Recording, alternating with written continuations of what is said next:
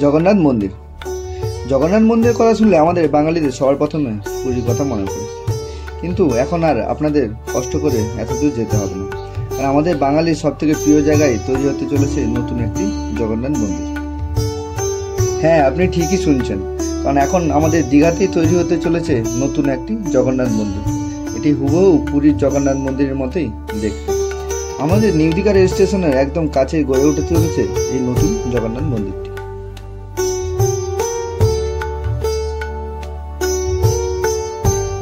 চলুন এবার এই মন্দির সম্পর্কে ছোট্ট কিছু ইনফরমেশন আপনাদের সঙ্গে শেয়ার করি। এই মন্দিরটি কিন্তু 20 একর জায়গা জুড়ে অবস্থিত এবং এই মন্দির নির্মাণের খরচ হচ্ছে প্রায় আনুমানিক 150 কোটি টাকা।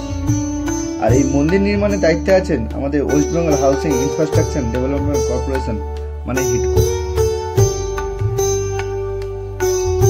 পুরীর জগন্নাথ মন্দিরের ন্যায় এই দীঘার জগন্নাথ মন্দিরটি সমান উচ্চতায় তৈরি করা হচ্ছে।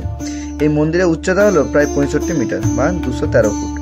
আর এই মন্দির নির্মাণ করার যে পাথর আসছে ওটা রাজস্থানের বংশী পাহাড় থেকে পাথর কেটে এনে এই মন্দির নির্মাণ কাজ করা হচ্ছে। আর এই মন্দির নির্মাণ কাজ প্রায় সম্পূর্ণ শেষের পথে। প্রায় 75% কাজ কমপ্লিট হয়ে গেছে এবং বাকি 25% কাজ আশা করি আর কিছু মাসের মধ্যেই কমপ্লিট হয়ে যাবে। এবং এরপরেই পুরীর ন্যায় দীঘাও একটি ধর্মীয় দর্শনের স্থান হিসাবে পরিচয় পাবে, যেখানে আপনি সমুদ্র দর্শনের সঙ্গে সঙ্গে পেয়ে যাবেন প্রভু জগন্নাথ, সুভদ্রা এবং বলরামের দর্শন।